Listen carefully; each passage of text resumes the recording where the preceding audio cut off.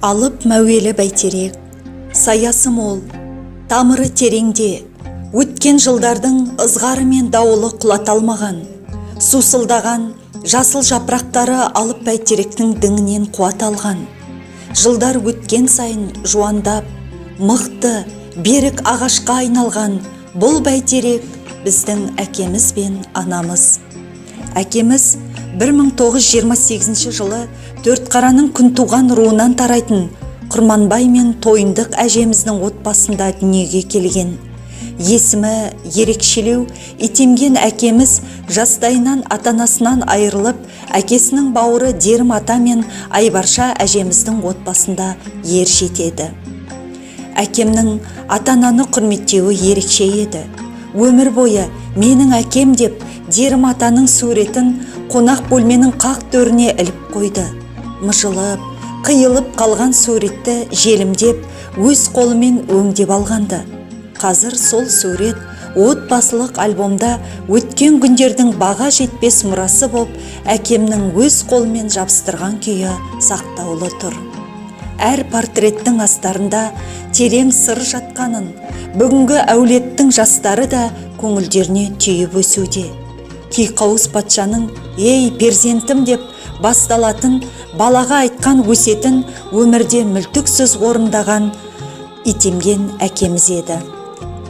1951-54 жылдары Иркутскіде отан алдындағы борышын адал өтеп, теміржол саласында еңбек етті.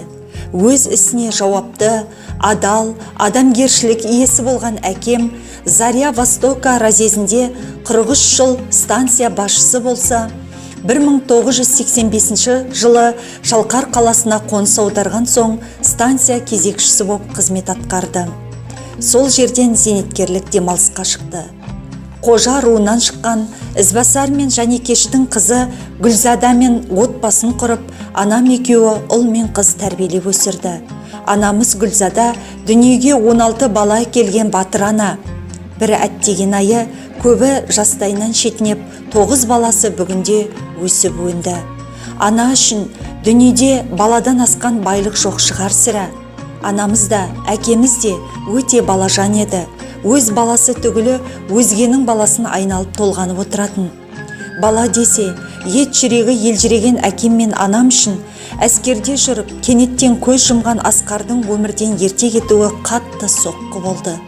Анам қалың орыстың арасында өліммен жалғыз арпалысып кеткен құлыным артында бір тұяқта қалмады-ау деп жылап отыратын. Асқарымның аты атаусыз қалмасын деп. Кейіннен дүниеге келген немере қызына Асқаргүл деп, шөбересіне Асқар деп есім берді. Қайран анам, баласы ортамыздан табылғандай қатты толқып еді. Саралтындай салмақты мінез, темірдей тәртіп пен тәрбие, қайырымдылық пен қарапайымдылық тұнған болмысы анамның ерекше қасиеті еді. Әкем мен анам бұл дүниеде сыйластық пен татулықтың үлгісін көрсете білсе, фәни дүниеден де тура 70 жасында бірінен соң бірі өтті. Біз балалары 1998 жылы әкеге, 1999 жылы анаға деген үлкен сағынышты арқалап қала бердік. Бақыт дейді, бақыт бар ма жалғанда, көнеміз ғой тағдыр басқа салғанға. Өзімізді санаушы едік бақытты, екеуі де ортамызда болғанда. Я, бәлкім әкем мен анам Асқар баласымен де қауышып, бізді желеп-жебеп жатқан шығар.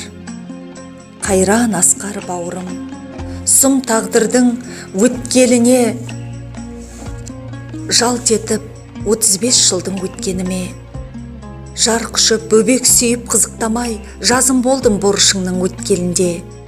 Бозбала ең, туған жерден аттанғанда, жарқылдаған жүзің қалды көз алдымда. О дариғай, кім болжапты болашақты, сенбедік ақ табытпен оралғанда. Ажалдың бұза алмай тас қамалын, күндер өтті, айлар өтті жылжуменен. Бөлек екен әр баланың орны ерек, атанаң да өтті өмірден іздеуменен. Түскенесің күлімдеп көктем келгенде, түсесің еске сарбаздар қосын тіккенде. Тірліктің заңын әлемде бұзар күш бар ма, армансыз боп адамдар сірә өткен бе? Сағындық сені қызғалдақ гүлдеп өткенде, сағындық сені самалы күздің өпкенде, тәтелеп даусың елестеп кетіп барасың, сағынып сені бауырлар жасың төккенде.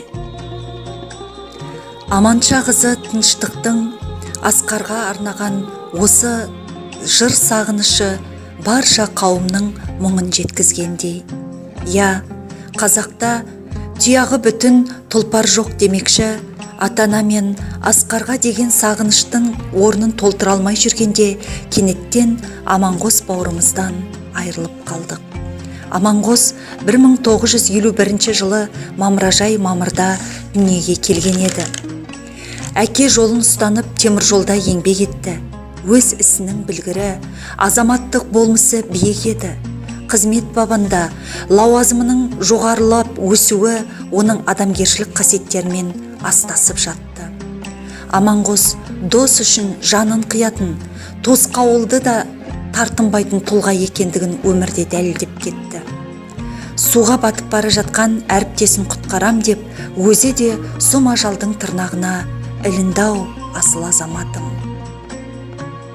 Бауырым, әке орнына болған пана, жамандық ойлауы шең ешбір жанға.